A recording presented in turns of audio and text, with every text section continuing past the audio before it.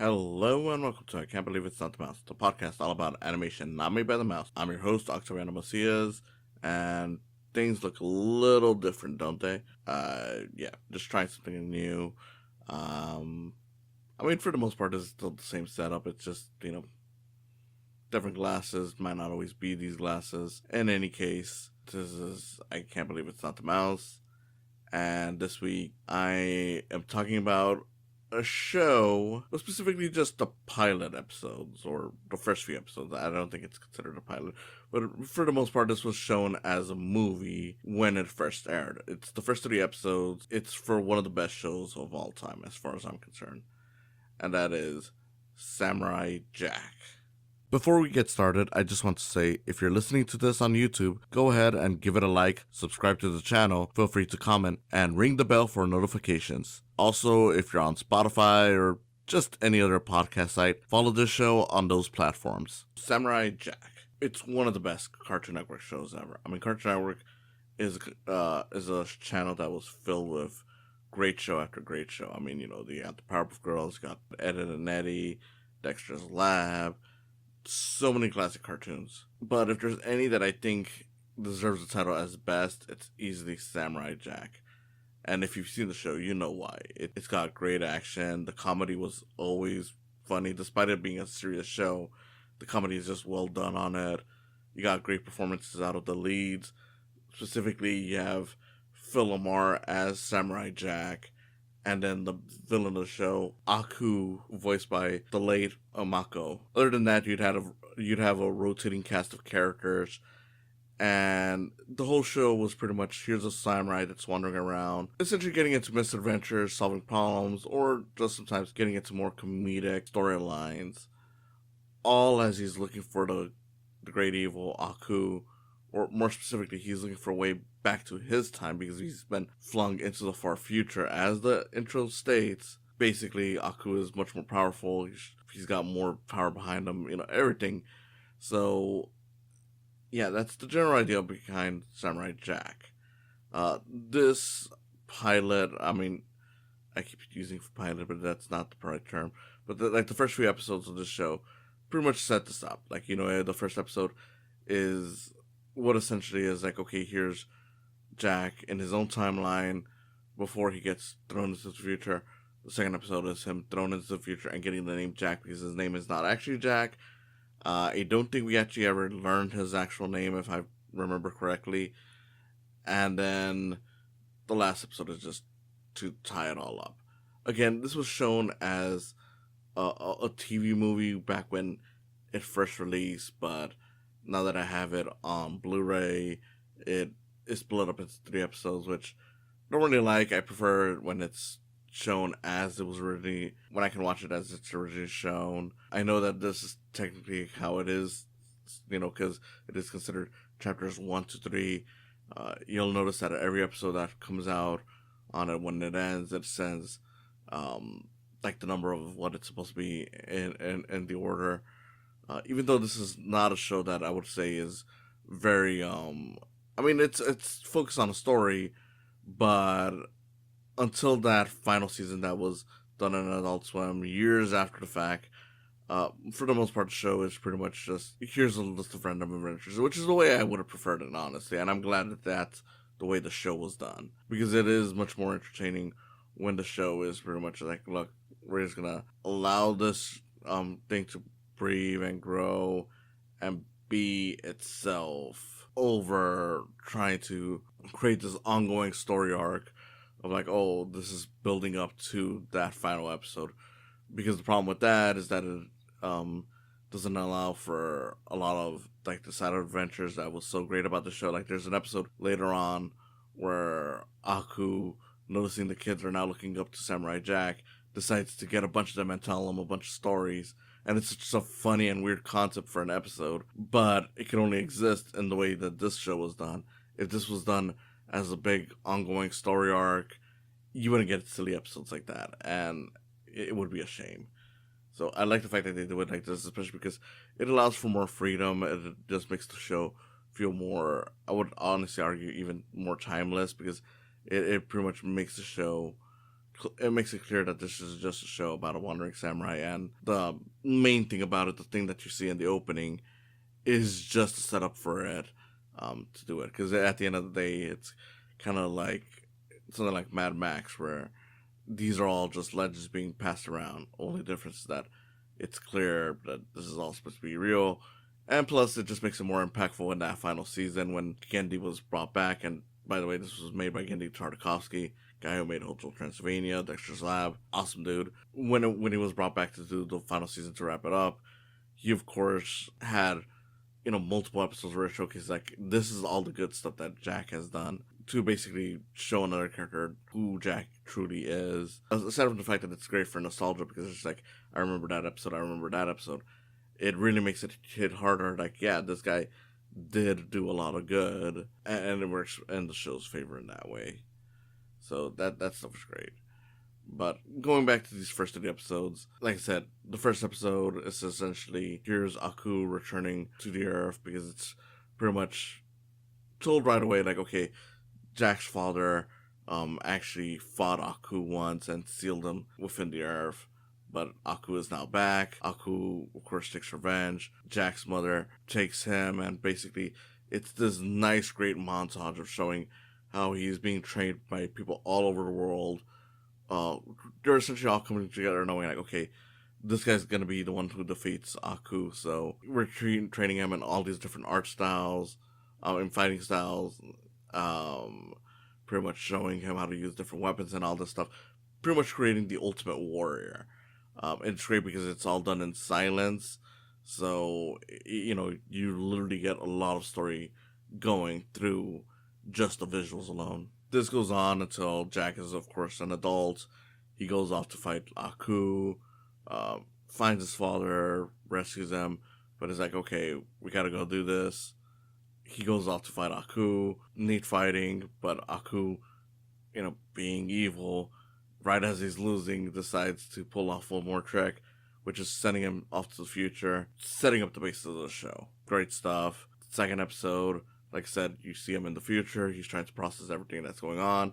He's not aware that he's in the future. He thinks he's in another world or dimension or something. After doing, I wouldn't say stunts, but pretty much like he pretty much falls on some flying cars, jumps from one to another, takes some out that are trying to hurt him, and eventually lands perfectly on the ground. Some spectators who are amazed by this call him Jack. They kind of clue him in with saying, like, yeah, Aku rules this place. Jack goes into what's essentially a nightclub and stumbles upon these talking dogs and learns that, yes, it is Earth. Things have changed because it's been thousands of years. There's now a lot of alien species that Aku has worked with previously roaming around the Earth, which has made it into a completely different place. It's much more evil because you got a bunch of horrible people running around, and it's all a mess. So, of course, Jack is all confused by this.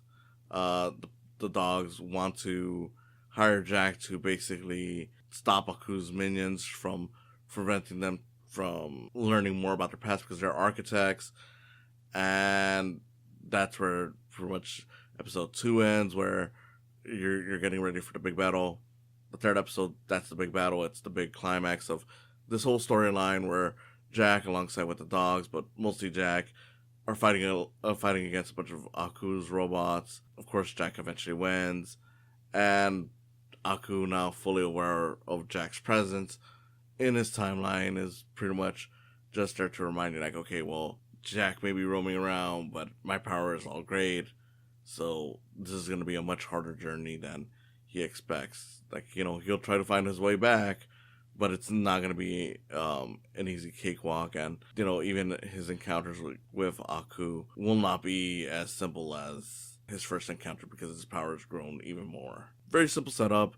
As a 3-part movie, it works best, I think. Like I said, it's, you split it up into episodes. Yeah, you can watch it that way, but since each episode leads into each other, it just feels like the story ends properly once you get to that third one. So I don't really recommend watching this one at a time. I would recommend sitting down, watching it all together, just to get a good perspective on it. especially because the coolest thing about the third one is that when it ends, it pretty much transitions into what often is the shot that you see when it goes into the credits. I don't know. It's definitely the way that I would have presented it, and I wish that the Blu-ray had the option of presenting it that way instead of having it split up, or at least giving you both options.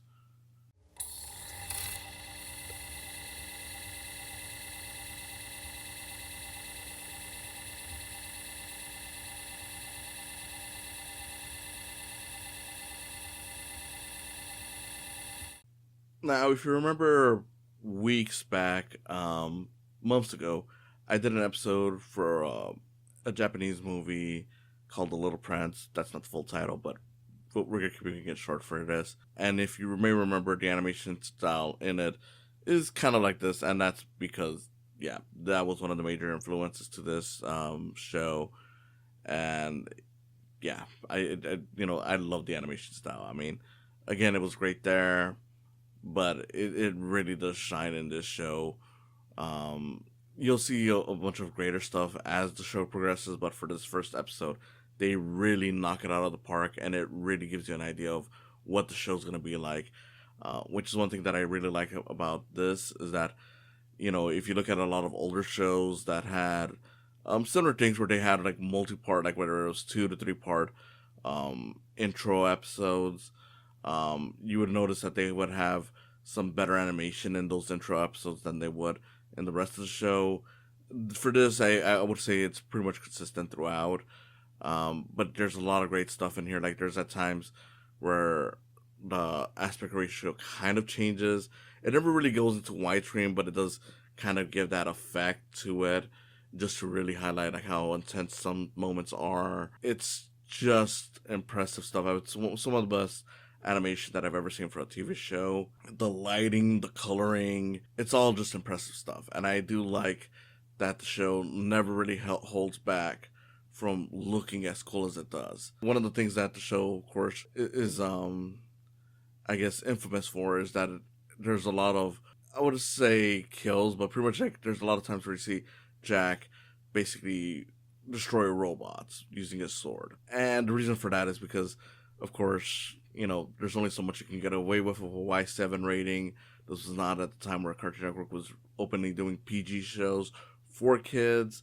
So it's like, okay, how do we get around it? Let's make it robots so that, whenever he's killing, it's not actual people or living beings. As a result, you get a lot of scenes where just oil is splashing around because it's supposed to be blood, but it's robots, so we get around it. And you'd think that would get tiresome or make it annoying, but it always looks cool, honestly. And of course, it's just filled with great designs. Like just this episode alone, you get, of course, like the robot beetle opponents that would prop up every now and then. But I would say, for as an intro enemy, they were really fun to look at, especially in this whole setting of like this dog excavation site. Of course, the dogs are adorable, and I like the fact that it's never really explained why the dogs have become smarter or anything. It's just like, well, this is kind of just what happened after thousands of years, and a bunch of stuff, changed the world. Aku, of course, is a deliciously evil bad guy. Like, he's cruel, he's funny, but he's also endlessly cruel. Like, you get a scene where these, the species of people are coming in basically saying like, hey, look, your world is the only one that has, any kind of water for us to survive off of now. Aku reveals like, well, yeah, because you come from a planet where I took the water from. So yeah, of course, you had to come here. And they're like, okay, well, we'll do anything to be able to live in your water. So he's like, okay, well, just create monuments off of me, and you can live in my place. And I just love that. It's like the fact that he just stole the water and essentially still allows the people who originally came from that to live in Earth, just to basically be like, okay, well, now you got to work for me. So the show does have a lot of personality to it beyond just being style, and that's just why it's so great. This is a show that was filled with like I said, intense moments, but would always come back to just having funny moments. And the villain was just great because he was both intimidating but also funny. There's a lot of episodes where Aku is just like, it almost feels like he's the butt of the joke, but at the same time, you always kind of remember, like, well, yeah, but this guy has a lot of power and he can do a lot of things.